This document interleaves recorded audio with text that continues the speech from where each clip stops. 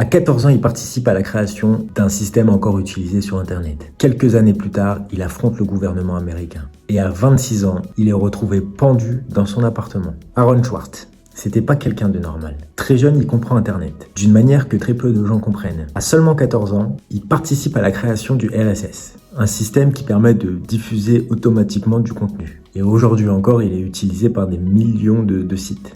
Mais lui, il ne voit pas Internet comme un business. Il voit Internet comme un outil de liberté. Là où beaucoup de personnes voient une opportunité financière, lui voit une mission. Rendre le savoir accessible à tous. C'est sa mission. Parce qu'il comprend une chose simple. Le savoir ne devrait pas appartenir que aux élites. Plus tard, il va participer au développement de Reddit. Et même là, il ne s'intéresse pas à l'argent. Ce qu'il veut, c'est changer le système. À un moment donné, il réalise quelque chose. La majorité des recherches scientifiques sont bloquées derrière des paywalls, des articles financés par des universités, donc par de l'argent public, mais accessible uniquement à ceux qui payent.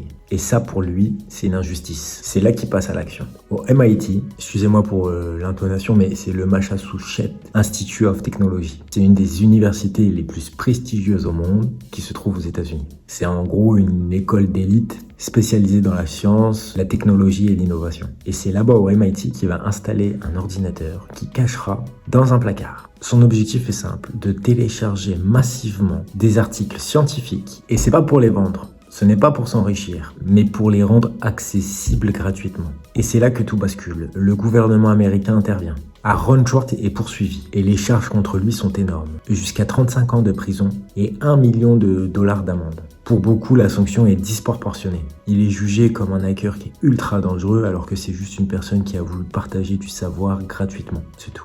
Pendant des mois, il va subir des pressions énormes, des procès, des menaces, il sera en stress constant. Il va subir une pression psychologique énorme. Mais ce n'est pas tout.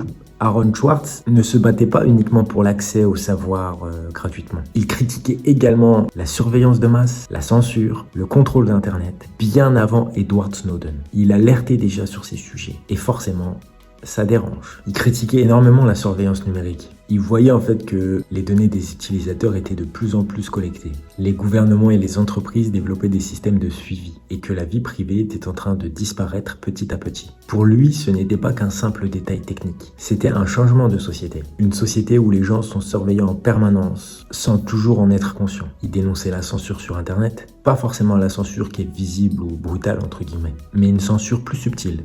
L'accès bloqué à certaines informations, les contenus cachés derrière certains systèmes qui étaient payants, les plateformes qui contrôlent ce que les gens peuvent voir ou partager. Selon lui, ce n'était pas un Internet libre, mais un Internet filtré, où une partie de la connaissance devenait réservée à certains. Et le point le plus important, c'est qu'il dénonçait le contrôle global d'Internet. Aaron Swartz disait que le Internet qu'il avait connu étant petit était en train de changer. Et pour lui, c'était une dérive majeure. Mais au début des années 2013, le procès approche, la pression est à son maximum et pourtant, selon certains de ses proches, il avait encore des projets. Il continuait de se battre et il n'était pas fini, loin d'être fini. Mais en janvier 2013, Aaron Swartz sera retrouvé mort. A co-founder of the social news and entertainment website Reddit has been found dead. Par pendaison. Et la conclusion officielle, ce sera un suicide. Mais rapidement, des doutes vont apparaître. Certains de ses proches affirment qu'il n'était pas suicidaire, qu'il allait bien et qu'il était encore engagé dans ses projets. Alors forcément, certains se posent une question. Est-ce vraiment un suicide ou autre chose? Il est mort avant que le procès n'ait lieu. Aaron Swartz aujourd'hui est devenu un symbole. Celui d'un Internet libre, d'un combat contre les systèmes fermés et d'une lutte contre le contrôle de l'information. Et son histoire pose une vraie question. À qui appartient le savoir? Et surtout, jusqu'où peut-on aller pour défendre une idée? Parce qu'au final, il ne voulait pas détruire le système, il voulait simplement le rendre plus juste. Enfin bref, si tu veux d'autres histoires comme celle-ci, n'hésite pas à t'abonner et dis-moi en commentaire ce que t'en penses. Selon toi, est-ce qu'il est allé trop loin ou est-ce que tout vient du système?